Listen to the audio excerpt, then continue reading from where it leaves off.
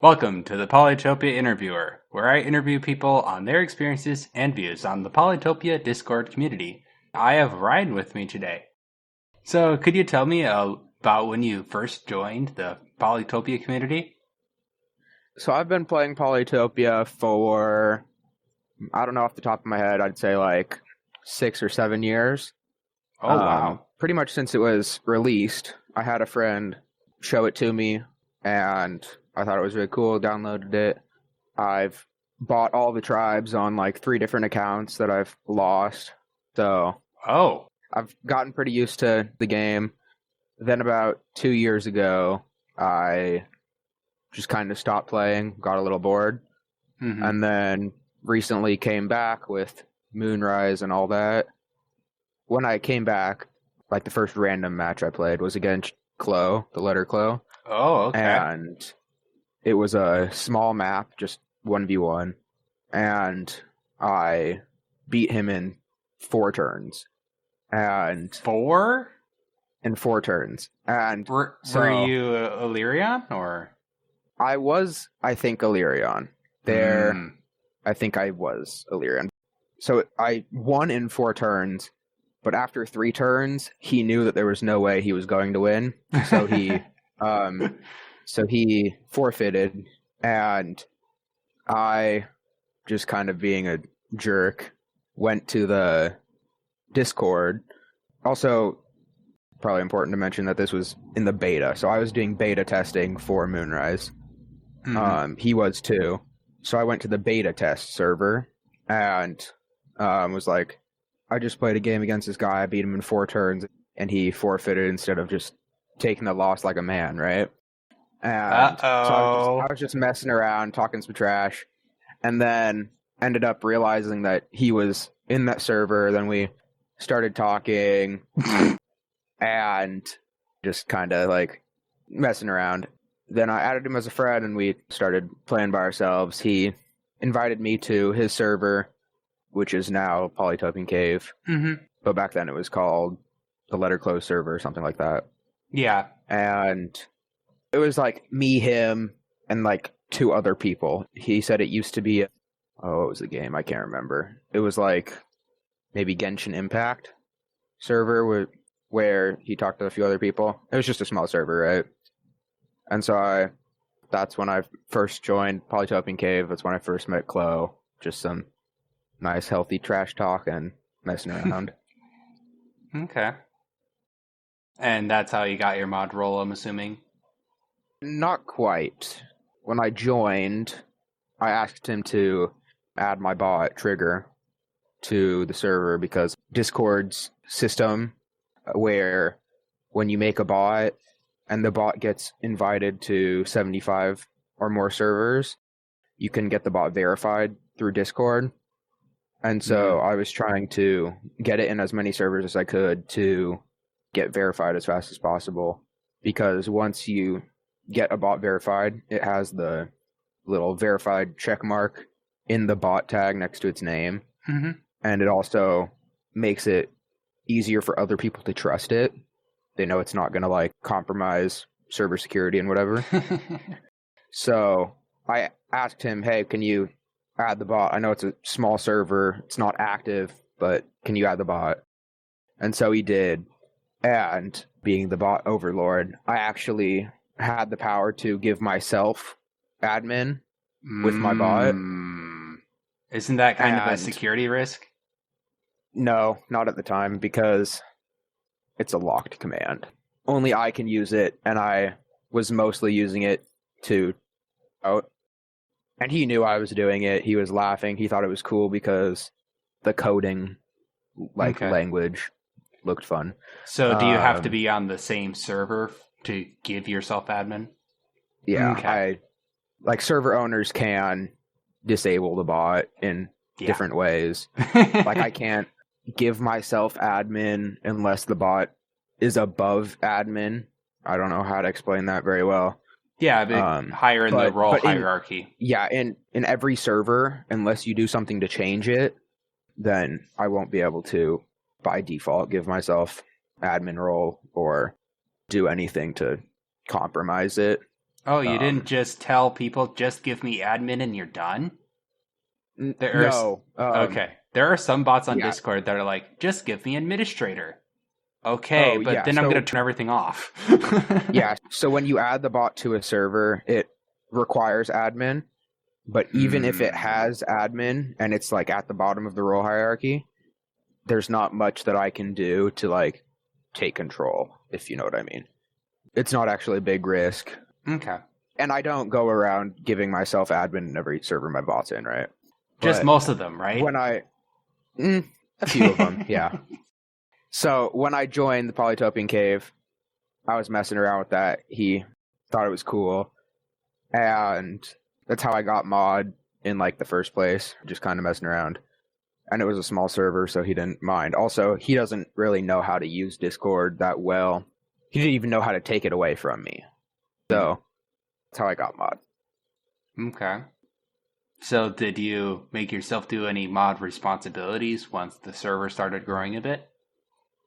So once I first had mod, it was like the old Genshin server. It was 3 people, half of them never got on.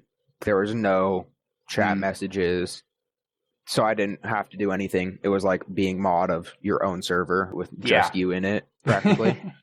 So I didn't really have anything to like do until he decided that it would be fun to kind of change the server up and grow it.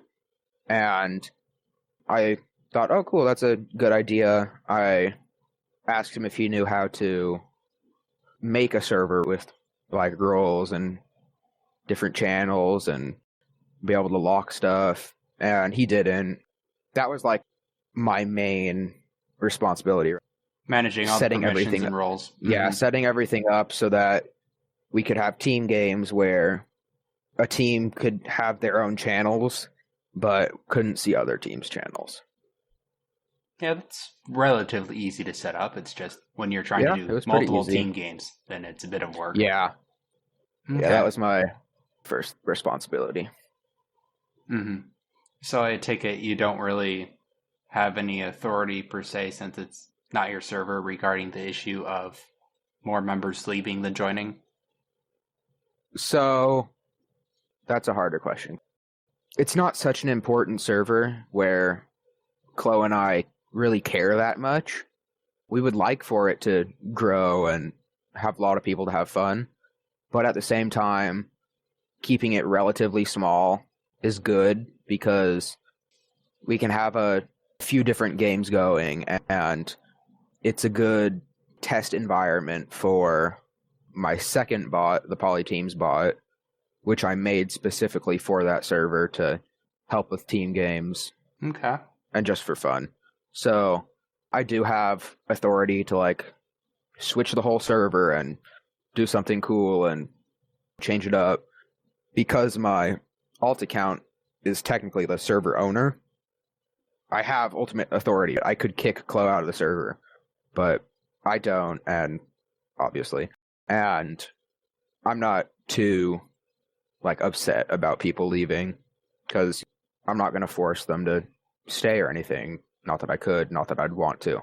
So when you mentioned about the team games, is there like a set amount that you want to have at once, or just what's your system on that? So with the team games, we started our first team game after I set up the role system where I could just make a role for a team and then make it so that only that role could see a specific channel, and set up team chats like that. And the first one went pretty good, but there was only 6 of us. It was a little hectic waiting for people to do turns and stuff because, you know, life gets busy. And Polytopia is a great game, but at the same time, it's not built for that yet. It was more of an experiment than a success. And then that's why I made the Polyteams bot, is to kind of set up like a currency system. And the idea is that it would get a lot more use and be a lot more fun if people in the server were able to use it. To create their own games? Yeah, to create their own games and set up the betting and stuff. but sadly, using a bot isn't as intuitive to the average user as it is to the creator.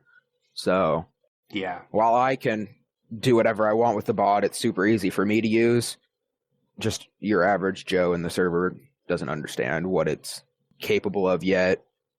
Yeah, and I haven't had a lot of time to really update it since I've made it because of school and work and stuff like that. Mm-hmm. So I think that's the main reason the server isn't growing. I think that would be the best way to grow it. It's just I don't have all the time in the world. I get what you're saying. Yeah. All right. So you use Best Alt Tester for testing the bot. And yeah, we Best already Alt covered- Tester is my alt account. When we were setting everything up, there was a few things that I couldn't do for some reason. I couldn't ban Chloe from channels because he's the owner. So I said, hey, can you transfer ownership of the server to an alt? So that way you're playing fair too. And so that's why he's not the official owner. So he transferred ownership to his alt account. And then a few weeks down the line, there was something that I needed ownership for. I also wanted to be playing fair. So I didn't want for myself to be the owner. So I said, hey, I'm going to join with this account. Will you transfer ownership to this one? And the reason we've kept it like that is because we both want to be playing fair on our main account. And me being the server tech, because he doesn't really know what to do, it's easier for my alt to be the owner. That way I can go in and do stuff really fast and easy because I have ultimate power. The Letter Claw left for a little bit. What was some of your responsibilities when he left? He went on vacation. I tried to start a game, but I couldn't because one of the new members couldn't add me in game for some reason, and I couldn't add him either. And so someone has to have everyone added in order to make the game. Mm-hmm. It just didn't work. I still can't add him. I tried the other day. And so that's why that game hasn't gotten to happen yet. So mostly while he was gone, nothing really happened, sadly. But we were all doing holiday stuff anyway, and I just got my job a few months ago. I'm pretty much swamped now. I have way less free time. School too. So I tried to do something, but it didn't happen because it wasn't going very well. There was technical issues. Okay. So regarding your bot Trigger, a lot of people just use Carl or Me6. Why would they use your bot instead? There's no reason. It's not better than either. It's a project of mine, right? The idea is for it to be able to replace something like that to a certain degree, but those other bots are Dino is in almost 1 million servers. I think Carl is in 2 million. Me6 is up there too. And my bot's in 93 right now. It's not better. That's still pretty good though.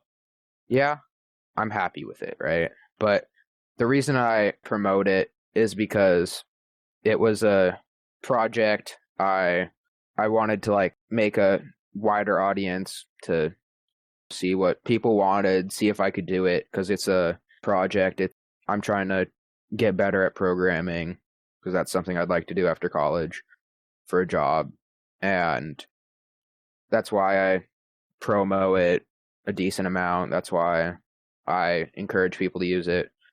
But Dino, Carl, Me6, they're all better. Okay. That's fair enough. Yep. All right, on to some general questions. What is your favorite tribe?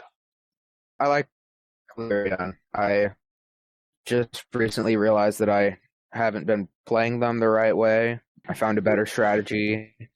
Pushing your warrior? But yeah, pushing the warrior. I used to build a lot of sanctuaries, and recently I played a game where I didn't build any. I just did so much better because they're really weak, and it requires to like waste squares just holding animals, and so Yeah, I Sanctuary is found a more better way to for play them. long term. Yeah, it's not the best way to gain power early on. Fair But I enough. also really like Kiku because I feel like a lot of people can be good at Kiku. I think they're the most well-rounded tribe. And I love What? that they... You said well-rounded. Oh, yeah. The reason I think that they're well-rounded is because they have a really fast path to dominate in water, right? And their Yeah. terrain makes the map have a lot of water. And then they're also great on land if that's what you need to do. Because you can go to knights, you can go to catapults, you can go to swordsmen, right? Their terrain makes for really good custom house placement. So I love playing Kiku in a random match against like somewhat decent people. But on turn 12, I make 80 stars a turn and they're all making 20. So Was it because of all the whales you got? yeah, whales and custom houses makes Kiku a very quick start. Yeah, that's why I'm It's like, objectively saying they're not a well-rounded tribe. okay, yeah, that's a good point. They're powerful. By well-rounded, I meant water and land. So they're Okay. good on both. But yeah, you're right. They are a little strong. Yeah, and before Moonrise, people would only play Kiku, and you'd have to restart like at least 1 or 2 times because, oh, I'm stuck on an island with no whales because I'm playing Kiku because I want to win by being yeah. lucky. Why? Yeah, that's true. That's just my view on it. After Moonrise, it's not necessarily Kiku has more water anymore, so they can't have a bunch of whales anymore. Well, as many. Yeah. They still get a lot of whales. Yep. Do you have a least favorite tribe? Yeah. I am not a fan of Aquarion because they're supposed to excel in water, right? Tridention spam! But like giant battleships are like one of the most powerful things you can have.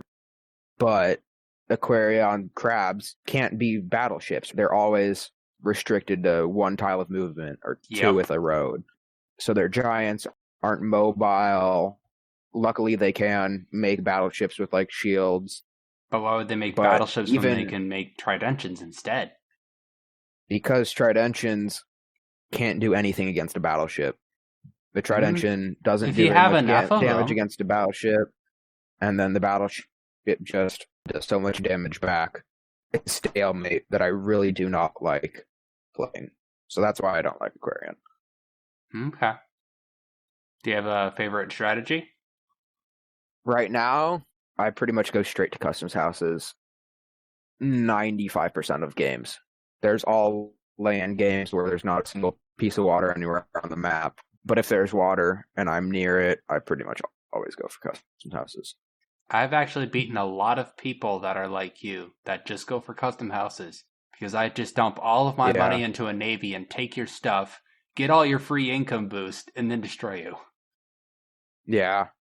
The trick with custom houses is you have to get to custom houses, but without sacrificing upgrading other areas. Like you can't sacrifice mobility, you can't sacrifice unit production.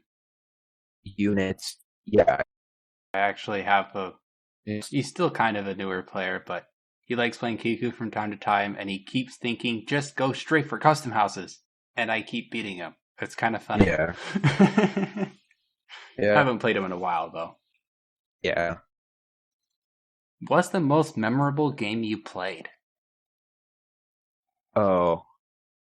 Okay. This one, I'm going to sound kind of mean for saying that I liked this game. It was a 15-player game on a massive map. Oh, boy. And I was Kiku. I went straight to customs houses. Apparently, all these players are pretty new. Uh-oh. At the end of the game, I was making almost 600 stars a turn, I think. It was absolutely crazy because I cornered every single other player in their capital with battleships. And so it was all 14 of them. Well, like, by then it was 12 of them because I had to wipe some of them out. So was But it this was like 12 Waterworld? of them with, yes. So, Okay. yeah, it was like 12 of them with just their capital and one unit defending. And none of them wanted to surrender because they wanted to outlast me the longest. They knew they weren't going to win. But then, like, I got to a point where it was like 2 turns, and then I had every capital. I went from like my 1 capital to like every capital in 2 turns. So that one was a fun game. It's funny that none of them wanted to surrender because they didn't want to be the first 2. That was a while ago. That was like very beginning of Moonrise when I got a bunch of IRL friends together that played Polytopia, but not really. Okay. How many games do you usually play at once? I maybe have 30 going on right now.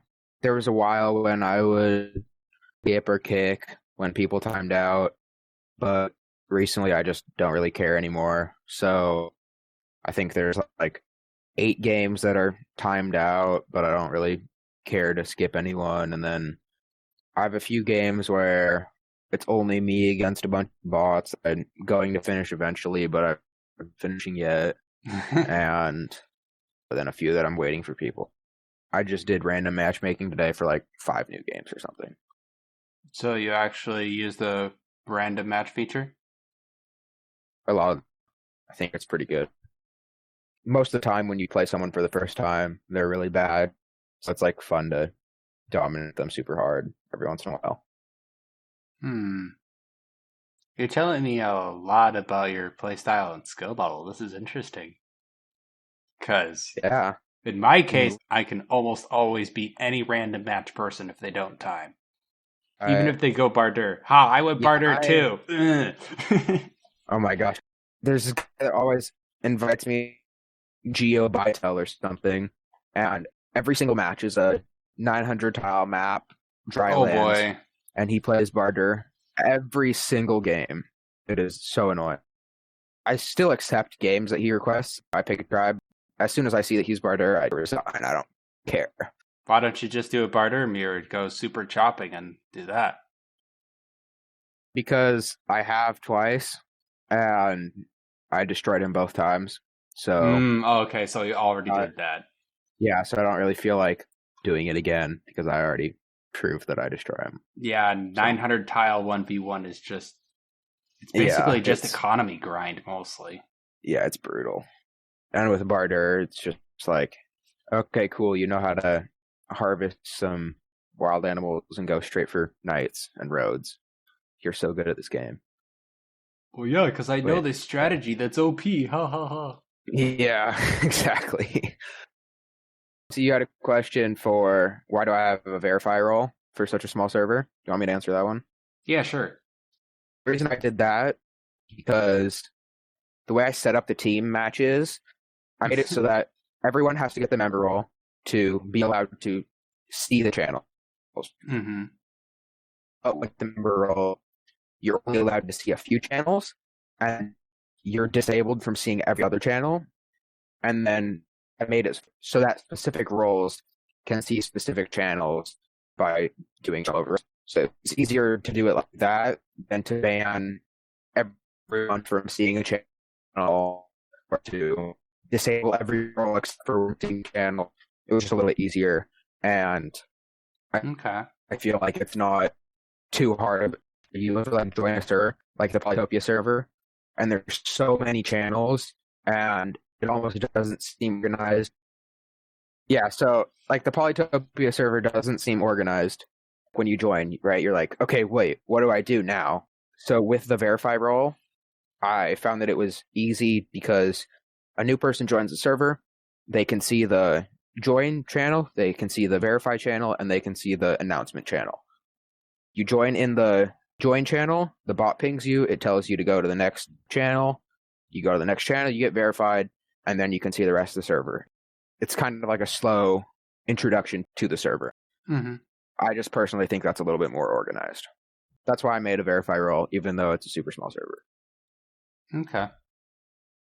Last question. What is your favorite Okay. part of the Polytopia fandom as a whole? Oh, that's really hard. Explain what you mean by fandom. Like all the Discords, the community, the playing games with people, matching with people, talking about Polytopia, stuff like that. Okay, if we're going to go like fandom, I'm not sure if you're going to like this answer, but I like the Easter eggs.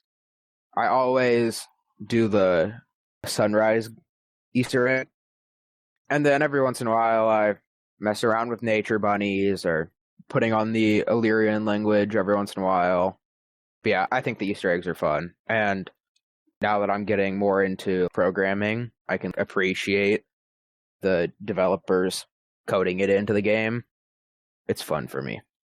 Okay. So, since you like the sunrise Easter egg, does that mean you like Discord light theme? Oh, absolutely not.